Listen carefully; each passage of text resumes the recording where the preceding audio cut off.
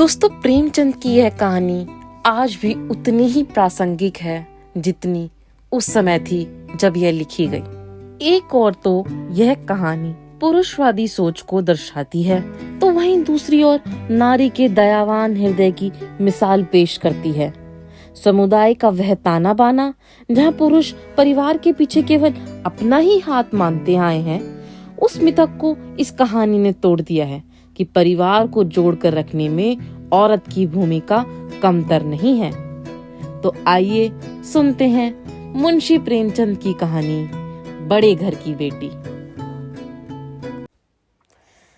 बेनी माधव सिंह गौरीपुर गांव के जमींदार और नंबरदार थे। उनके पितामह किसी समय बड़े धनदान्य संपन्न थे। गांव का पक्का तालाब और मंदिर, जिनकी अब मरम्मत भी मुश्किल थी, उन्हीं की कीर्ति स्तंभ थे। कहते हैं इस दरवाजे पर हाथी झूमता था। अब उसकी जगह एक बूढ़ी भैंस थी, जिसके शरीर में पंजर के सिवा और कुछ शेष न रहा था, पर दूध शायद बहुत देती थी, क्योंकि एक ना एक आदमी हांडी लिए उसके सर पर सवार ही रहता था। बेनी माधव सिंह अपनी आधी से अधिक संपत्ति वकीलों को भेंट कर चुके थे। उनकी वर्तमान आय 1000 वार्षिक से अधिक न थी। ठाकुर साहब के 2 बेटे थे। बड़े का नाम श्रीकंठ सिंह था। उन्होंने बहुत दिनों तक परिश्रम और उद्योग के बाद बीए की डिग्री प्राप्त की थी। अब एक दफ्तर में नौकर थे। छोटा लड़का लाल बिहारी सिंह दोहरे बदन का सजीला जवान था। मुखड़ा भरा हुआ, चौड़ी छाती, भैंस के 2 सेर ताजा दूध वह सवेरे उठ के पी जाता था। श्रीकंठ सिंह की दशा उसके बिल्कुल विपरीत थी। इन नेत्र प्रिय गुणों को उन्होंने बीए के 2 अक्षर पर न्योछावर कर दिया था। इन 2 अक्षरों ने उनके शरीर को निर्बल और चेहरे को कांतिहीन बना दिया था। और इसी से वैद्य ग्रंथों पर उनका विशेष प्रेम था। आयुर्वेदिक औषधियों पर उनका अधिक विश्वास था। सांझ सवेरे उनके कमरे से प्रायः खरल की सुरीली कर्ण मधुर ध्वनि सुनाई दिया करती थी। लाहौर और कलकत्ता के वैद्यों से बड़ी लिखा पड़ी रहती थी। श्रीकंठ इसी अंग्रेजी डिग्री के अधिपति होने पर भी अंग्रेजी सामाजिक प्रथाओं के विशेष प्रेमी न थे, बल्कि वह बहुधा बड़े जोर से उनकी निंदा और तिरस्कार किया करते थे। इसी से गांव में उनका बड़ा सम्मान था।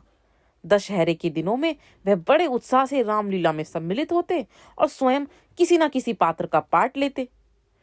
गौरीपुर में रामलीला के वे ही जन्मदाता थे। प्राचीन हिंदू सभ्यता का गुणगान उनकी धार्मिकता का प्रधान अंग था। सम्मिलित कुटुंब प्रथा के तो वे एकमात्र उपासक थे। आजकल स्त्रियों की कुटुंब से मिलजुल कर रहने की ओर जो अरुचि हो जाती है, उसे वे जाति और देश के लिए बहुत हानिकारक समझते थे। यही कारण था कि गांव की ललनाएं उनकी निंदक थी। कोई कोई तो उन्हें अपना शत्रु भी समझने में संकोच न करती थी। स्वयं उनकी पत्नी का ही इस विषय में उनसे विरोध था। वह इसलिए नहीं कि उसे वे अपने सास ससुर जेठ से घृणा थी, बल्कि उसका विचार था कि यदि बहुत कुछ सहन करने और तरह देने पर भी परिवार के साथ निर्वाह ना हो सके, तो आए दिन के कलह से जीवन को नष्ट करने की अपेक्षा यही उत्तम है कि अपनी खिचड़ी अलग पकाई जाए। आनंदी एक बड़े कुल की लड़की थी। उसके माँ बाप एक छोटी सी रियासत के तालुकदार थे। विशाल भवन, 1 हाथी, 3 कुत्ते, बाज बहरी, शिकरे, झाड़ फानूस, ऑनरेरी मजिस्ट्रेरी और ऋण जो एक प्रतिष्ठित तालुकदार के योग्य पदार्थ हैं, वे सभी यहाँ विद्यमान थे। भूप सिंह नाम था। बड़े उदारचित प्रतिभाशाली पुरुष थे। दुर्भाग्यवश लड़का एक भी ना था। 7 लड़कियां हुई और दैव योग से सब की सब जीवित रहीं। पहली उमंग में तो उन्होंने 3 ब्याह दिल खोल कर लिए, पर जो 15-20 हजार का कर्ज सर पे हो गया तो आंखें खुली, हाथ समेट लिया। आनंदी चौथी लड़की थी। अपनी सब बहनों से अधिक रूपवती और गुणशीला थी। इसी से ठाकुर भूप सिंह उसे बहुत प्यार करते थे। सुंदर संतान को कदाचित उसके माता पिता भी अधिक चाहते हैं। ठाकुर साहब बड़े धर्म संकट में थे कि इसका विवाह कहाँ करें। ना तो यही चाहते थे कि ऋण का बोझ बढ़े, ना यही स्वीकार था कि उसे अपने को भाग्यहीन समझना पड़े। एक दिन श्रीकंठ उनके पास किसी चंदे का रुपया मांगने आए। शायद नागरी प्रचारक चंदा था। भूप सिंह उनके स्वभाव पर रीझ गए और धूमधाम से श्रीकंठ सिंह का आनंदी के साथ विवाह हो गया। आनंदी अपने नए घर में आई तो यहाँ का रंग ढंग कुछ और ही देखा। जिस टीम टाम की उसे बचपन से ही आदत पड़ी हुई थी, वह यहाँ नाम मात्र को भी न था। हाथी घोड़ों की तो बात ही क्या, कोई सजी हुई सुंदर बहली तक न थी। रेशमी स्लीपर साथ लाई थी, पर यहाँ बाग कहाँ। मकान में खिड़कियां तक न थी, न जमीन पर फर्श, न दीवार पर तस्वीरें। यह एक सीधे सादे देहाती गृहस्थ का मकान था। किंतु आनंदी ने थोड़े ही दिनों में अपने को इस अवस्था के ऐसा अनुकूल बना लिया मानो उसने विलास के सामान कभी देखे ही ना थे। एक दिन दोपहर के समय लाल बिहारी सिंह चिड़िया लिए हुए आया और बहावत से कहा, जल्दी पका दो, मुझे भूख लगी है। आनंदी भोजन बनाकर उनकी राह देख रही थी। अब एक नया व्यंजन बनाने बैठी। हांडी में देखा तो घी पाव भर से अधिक ना था। बड़े घर की बेटी किफायत क्या जाने, उसने सब घी मांस में डाल दिया। लाल बिहारी खाने बैठा तो दाल में घी ना था। बोला, दाल में घी क्यों नहीं छोड़ा? आनंदी ने कहा, घी सब मांस में पड़ गया। लाल बिहारी जोर से बोला, अभी परसों घी आया है, इतनी जल्दी उड़ गया? आनंदी ने उत्तर दिया, आज तो कुल पाव भर रह गया होगा, वह सब मैंने मांस में डाल दिया। जिस तरह सूखी लकड़ी जल्दी से जल उठती है, उसी तरह क्षुधा से बावला मनुष्य जरा जरा सी बात पे तिनक जाता है। लाल बिहारी को भावच की यह ढिठाई बहुत बुरी मालूम हुई। तिनक कर बोला, मैके में तो चाहे घी की नदी बहती है। स्त्री गालियां सह लेती है, मार भी सह लेती है, पर मैके की निंदा उससे नहीं सही जाती। आनंदी मुंह फेर के बोली, हाथी मरा भी तो 9 लाख का, वहां इतना घी नित्य नाई कहार खा जाते हैं। लाल बिहारी जल गया, थाली उठाकर पटक दी और बोला, जी चाहता है जीप पकड़ कर खींच लूं। आनंदी को भी क्रोध आया, मुंह लाल हो गया। बोली, वह होते आज तो मजा चखा देते। अब अनपढ़ उज्जड़ ठाकुर से न रहा गया। उसकी स्त्री एक साधारण जमींदार की बेटी थी। जब जी चाहता उस पर हाथ साफ कर लिया करता था। उसने खड़ाऊ उठाकर आनंदी की ओर जोर से फेंकी और बोला, जिसके गुमान पर भूली हुई हो उसे भी देखूंगा और तुम्हें भी। आनंदी ने हाथ से खड़ाऊ रोकी, सिर बच गया, पर उंगली में बड़ी चोट आई। क्रोध के मारे हवा से हिलते हुए पत्ते की भांति कांपती हुई अपने कमरे में आकर खड़ी हो गई। स्त्री का बल और साहस, मान और मर्यादा पति तक है। उसे अपने पति के ही बल और पुरुषत्व का घमंड होता है। आनंदी लोहू का घूंट पीकर रह गई। श्रीकंठ सिंह शनिवार को आया करते थे। बृहस्पति को यह घटना हुई थी। 2 दिन तक आनंदी को भवन में रही, न कुछ खाया न कुछ पिया, उनकी बाट देखती रही। अंत में शनिवार को नियमानुकूल संध्या समय श्रीकंठ घर आए और बाहर बैठकर कुछ इधर उधर की बातें और कुछ देश और काल संबंधी समाचार और कुछ नए मुकदमों आदि की चर्चा करने लगे। यह वार्तालाप 10 बजे तक होता रहा। गांव के भद्र पुरुषों को इन बातों में ऐसा आनंद मिलता था कि खाने पीने की सुधि भी न रहती थी। श्रीकंठ का पिंड छुड़ाना मुश्किल हो जाता था। यह 2-3 घंटे आनंदी ने बड़े कष्टों से काटे। किसी तरह भोजन का समय आया, पंचायत उठी। जब एकांत हुआ तब लाल बिहारी ने कहा, भैया आप जरा घर में समझा दीजिएगा कि मुंह संभाल कर बातचीत किया करे, नहीं तो एक दिन अनर्थ हो जाएगा। बेनी माधव सिंह ने बेटे की ओर से साक्षी दी। हाँ, बहू बेटियों का यह स्वभाव अच्छा नहीं कि पुरुषों के मुंह लगे। लाल बिहारी, बड़े घर की बेटी है तो हम लोग भी कोई कुर्मी का हार नहीं है। श्रीकंठ ने चिंतित स्वर में पूछा, आखिर बात क्या हुई? लाल बिहारी ने कहा, कुछ भी नहीं, यूं ही आप उलझ पड़ी। मैके के सामने हम लोगों को तो कुछ समझती ही नहीं। श्रीकंठ खा पीकर आनंदी के पास गए। वह भरी बैठी थी। हजरत भी कुछ तीखे थे। आनंदी ने पूछा, चित्त तो प्रसन्न है? श्रीकंठ बोले, बहुत प्रसन्न है, पर तुमने आजकल घर में क्या उपद्रव मचा रखा है? आनंदी की तेवरियों पर बल पड़ गए। झुंझलाहट के मारे बदन में ज्वाला सी दहक उठी। बोली, जिसने तुम्हें यह आग लगाई है उसे पाऊं तो मुंह झुलस दूं। श्रीकंठ, इतनी गर्म क्यों होती हो? बात तो कहो। आनंदी, क्या कहूं? यह मेरे भाग्य का फेर है, नहीं तो एक गवार छोकरा जिसे चपरासीगिरी करने का भी ढंग नहीं, मुझे मुझे खड़ा उसे मारकर यूं ना करता। श्रीकंठ, सब साफ साफ हाल कहो तो मालूम हो, मुझे तो कुछ पता नहीं। आनंदी, परसों तुम्हारे लाडले भाई ने मुझे मांस पकाने को कहा। घी हांडी में पाव भर से अधिक ना था, वह मैंने सब मांस में डाल दिया। जब खाने बैठा तो कहने लगा, दाल में घी क्यों नहीं है? बस इस पर मेरे मैके को बुरा भला कहने लगा। मुझसे ना रहा गया। मैंने कहा कि वहां इतना घी तो नाई कहार खा जाते हैं और किसी को जान भी नहीं पड़ता। बस इतनी सी बात पर उस अन्यायी ने मुझ पर खड़ाऊ फेंक कर मारी। यही हाथ से ना रोक लेती तो सिर फट जाता। उसी से पूछो कि मैंने जो कुछ कहा है वह सच है या झूठ। श्रीकंठ की आंखें लाल हो गई। बोले, यहां तक हो गया इस छोकरे का यह साहस?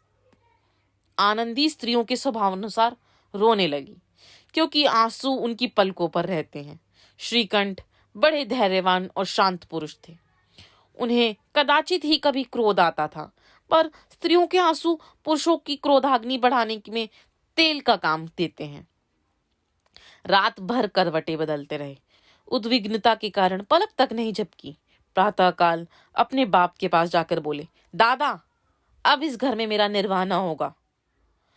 इस तरह की विद्रोहपूर्ण बात कहने पर श्रीकंठ ने कितनी ही बार अपने कई मित्रों को आड़े हाथों लिया था, परंतु दुर्भाग्य आज उन्हें स्वयं ही वही बात अपने मुंह से कहनी पड़ी।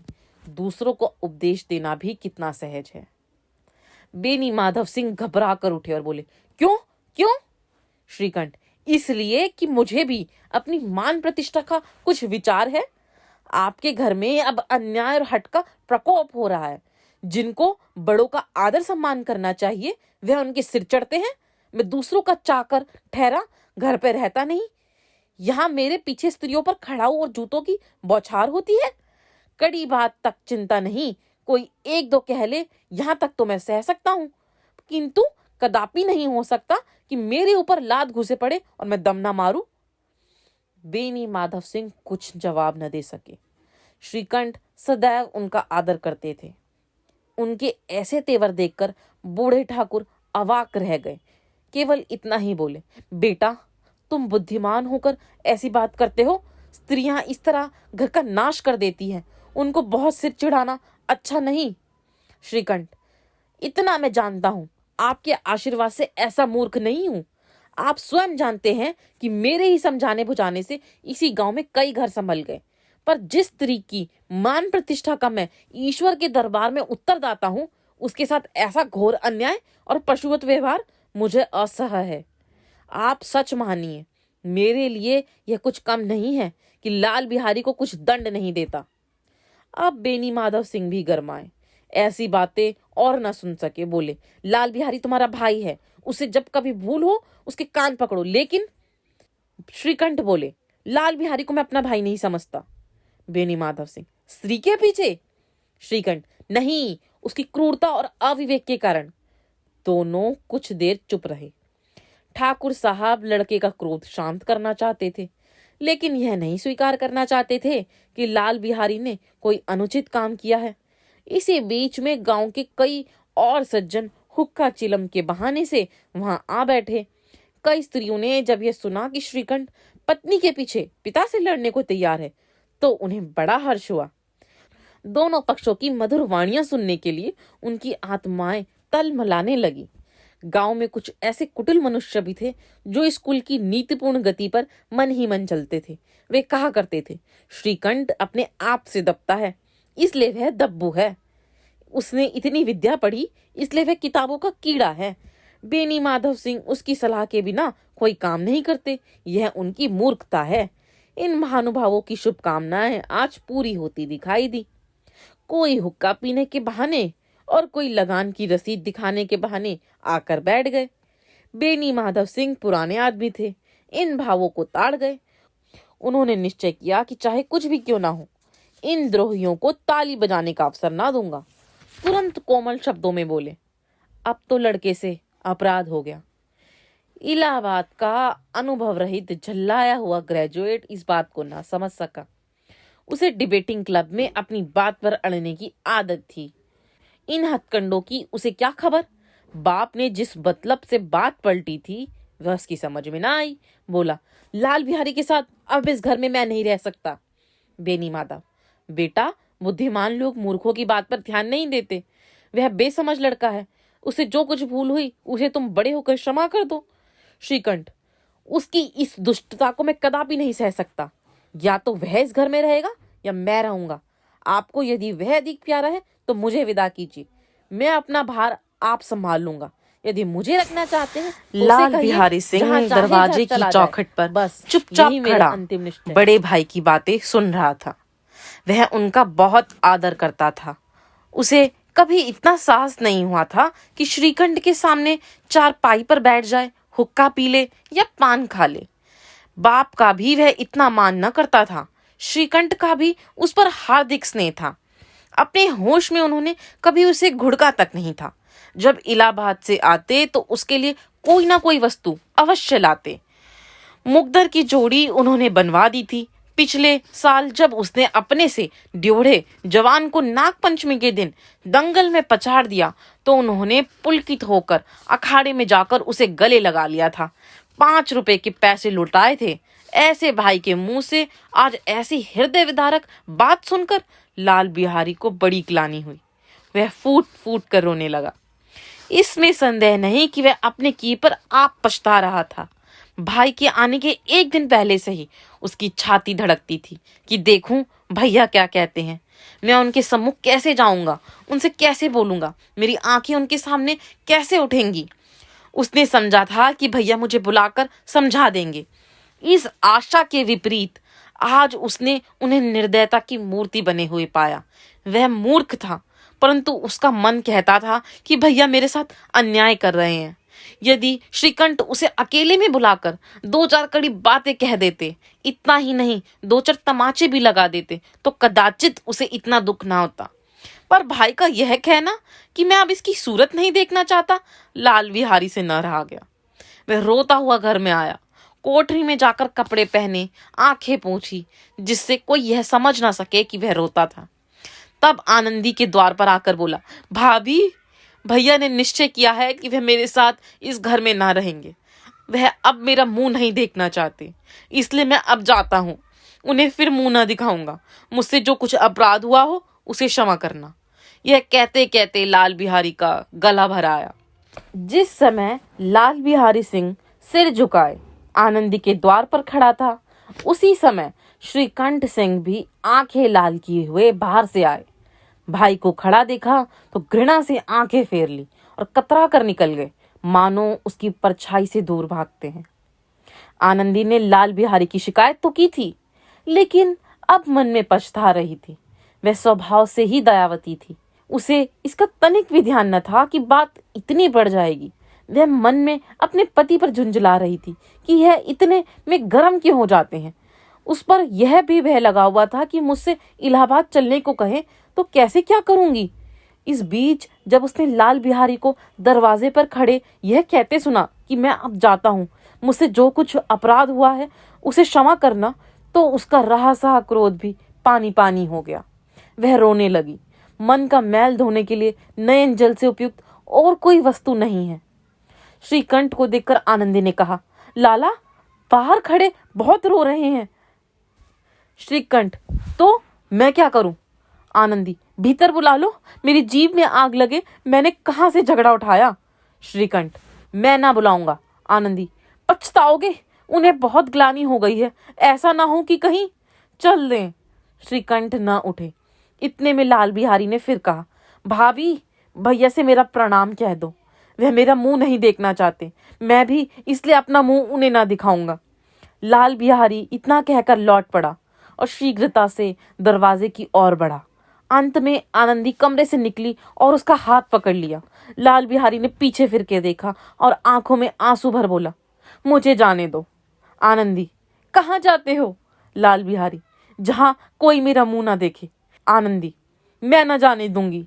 लाल बिहारी, मैं तुम लोगों के साथ रहने योग्य नहीं हूं। आनंदी, तुम्हें मेरी सौगंध है, अब एक पग भी आगे न बढ़ाना। लाल बिहारी, जब तक मुझे यह ना मालूम हो जाए कि भैया का मन मेरी तरफ से साफ हो गया है, तब तक मैं इस घर में कदापि न रहूंगा। आनंदी, मैं ईश्वर को साक्षी मानकर कहती हूँ कि तुम्हारी ओर से मेरे मन में तनिक भी मैल नहीं है। अब श्रीकंठ का हृदय भी पिघल गया। उन्होंने बाहर आकर लाल बिहारी को गले से लगा लिया। दोनों भाई खूब फूट फूट कर रोए। लाल बिहारी ने सिसकते हुए कहा, भैया, अब कभी भी मत कहना कि तुम्हारा मुंह ना देखूंगा। इसके सिवा आप जो दंड देंगे वह मैं सहर्ष स्वीकार करूंगा। श्रीकंठ ने कांपते हुए स्वर में कहा, लल्लू, इन बातों को बिल्कुल भूल जाओ। ईश्वर चाहेगा तो अब ऐसा अवसर ना आएगा। बेनी माधव सिंह बाहर से आ रहे थे। दोनों भाइयों को गले मिलते देखकर आनंद से पुलकित हो गए। बोले, बड़े घर की बेटियां ऐसी ही होती हैं। गांव में जिसने यह वृतांत सुना, उसी ने इन शब्दों में आनंदी की उदारता को सराहा। बड़े घर की बेटियां ऐसी ही होती हैं। तो दोस्तों, आपको यह कहानी कैसी लगी? आपके जो भी विचार हैं उन्हें कमेंट्स में जरूर शेयर करें। तो अगर आपको यह वीडियो अच्छी लगी है तो इस वीडियो को लाइक करिए, सब्सक्राइब करिए मेरे चैनल राहें कहानियों की को। सुनते रहिए एक कहानी दीपाली की जुबानी। Thank you.